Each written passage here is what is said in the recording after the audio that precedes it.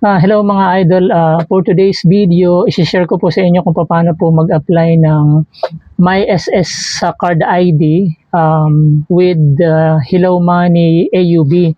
So ito pong ID na to guys, it's identification ID. At the same time, ATM po siya na provided ni AUB. So ito pong Hello Money. Hindi po siya main ID pero pwede niyo po siyang gamitin identification as a secondary. Ito po yung itsura niya guys. So kung gusto niyo po magkaroon ng ganitong ID, panoorin niyo po yung video na ito hanggang sa huli. Ayan. Kita niyo po yan, di ba? May SS card. Tapos at the same time, ATM na rin po siya. Tapos ito po yung likod niya. So yan, para patunay na ATM siya. So yan. Si Hello Money or si AUB yung nagpo-provide nito. So actually sa My SSID, dalawang nagpo-provide nito yung dati, ito si RCBC, pero I guess medyo mahirap po mag-apply kay dito kay RCBC. Ito nga yung pinasimple at pinadali ni AUB or Hello Money yung pag-apply ng application to incorporate yung My SSS nyo through yung ATM. So ito guys, share ko po yung experience ko kasi I'm planning to mag-loan nga po ng salary loan dito kay SSS, which is yung application po ng salary loan is all online na po. So basic requirements po dito guys, tandaan niyo po na pag-apply, dapat po may login kayo kay SSS sa website niya. Dapat nakakapag-login kayo guys. So kung nakakapag-login kayo guys, so isi-share ko po sa inyo kung paano mag-apply. Ito nga, dahil nga nagpa-plan ako mag-apply ng loan since last year, kasi yung first loan ko rito is 20 years ago na, hindi na ako nakapag-loan ulit. So nagpa-plan ako mag-apply. Ngayon, napadaan po ako rito sa PTEX and nakita ko po yung booth nito ni Hello Money. So nagkaroon ako ng interest. And tinanong ko po yung staff doon na naka-duty. So isi-share ko po yan po yung video na yan. Yan, isisingit po natin yan po. So yan guys, nilapitan natin yung booth ni Hello Money. So yan sa PTEX po yan. So tinanong ko yung staff kung paano magkaroon ng ganyang ID kasi nagkaroon ako ng interest na magkaroon din ng secondary ID ni SSS at the same time ATM po siya. So yun nga, ang sabi nila is dapat meron tayong yung login online kay SSS. And then nyo lang po yung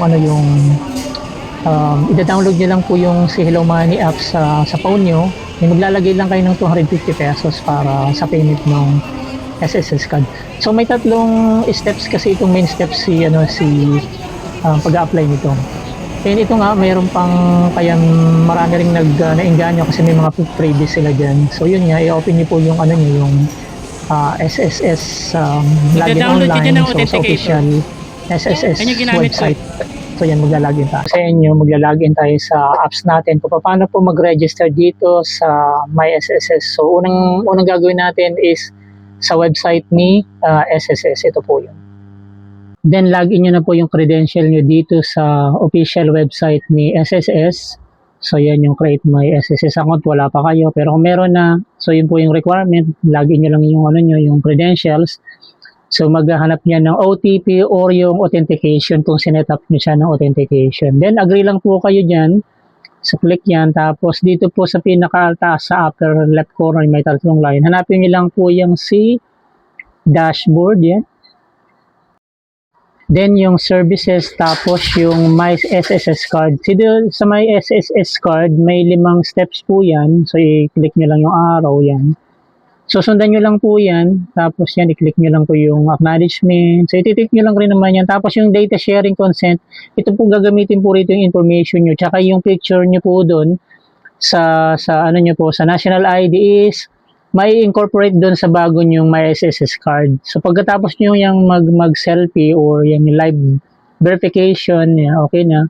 Tapos, dalawa po yan. Yung isa yung RCBC, tapos si AUB. So, hahanapin natin dito si AUB, si Hello Money. So, pipiliin po natin siya as a disbursement card po nyo sa SSS.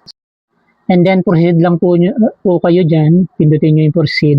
Tapos, yung pang-apat na steps is yung data sharing consent undertaking. So, i-acknowledge nyo lang po yan. Tapos, i-certify nyo lang po. So, i-click nyo lang mga box dyan. Yan yung pang-apat na steps. Yung certification na yan.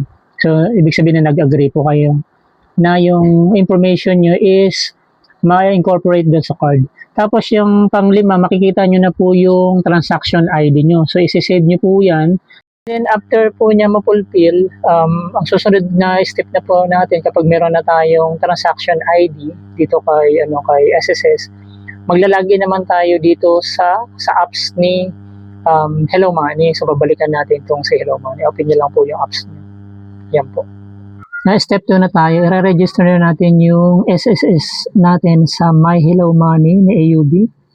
So yan na, magla-login lang po tayo sa Hello Money apps natin.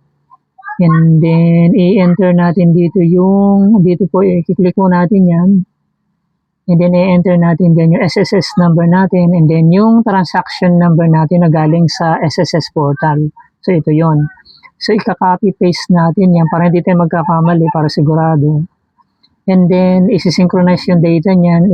I-click na lang po yung red sa baba, synchronize data with SSS. So, and then, basahin nyo lang yan. Kung ayaw nyo basahin, okay lang rin. So, i-click nyo po yung, titik nyo yung box na yan sa baba for consent form. Tapos, click nyo lang yung continue. Tapos, mapupunta tayo rito sa facial verification, yung liveness ni PhilSys verification. Hindi ito yung picture nyo sa mapupunta sa ID, kundi dito lang, verification lang po ito. So, yan, mag-live verification tayo. Okay, so once na mag-okay yan, ipaprocess yan siya. So, liveness complete. And then, magbabayad na tayo ng 250 pesos. And then, after payment po, magkakaroon na kayo ng QR code. So, isi-save nyo itong QR code and dadalhin nyo po ito sa AUB. So, maghahanap kayo ng pinakamalapit na AUB na malapit sa inyo, nagpiprint ng card. Pwede nyo pong mag-search po gamit po yung AUB search nila or mag-google po kayo ng pinakamalapit sa inyo. So, ito, ginano ko siya doon, ginamit ko yung SS Kiosk Locator. So, nakita ko pinakamalapit sa amin. Binisita natin yung branch ni AUB. So, nakuha natin yung My Hello card. So,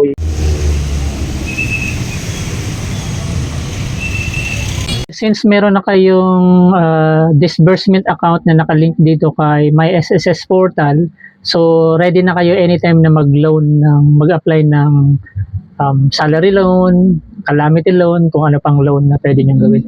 So abangan nyo guys yung susunod na video natin about dito, continuation po ng video na to. Dito naman ituturo natin yung paano naman mag-apply ng salary loan through the SSS portal gamit yung disbursement account na nakalink dito. So guys, kung hindi pa kayo naka-subscribe sa channel natin, don't forget and click yung bell notification para ma-notify kayo kung may mga bagong video tayo na ilalabas. And guys, thank you so much for watching and hope to see you next time.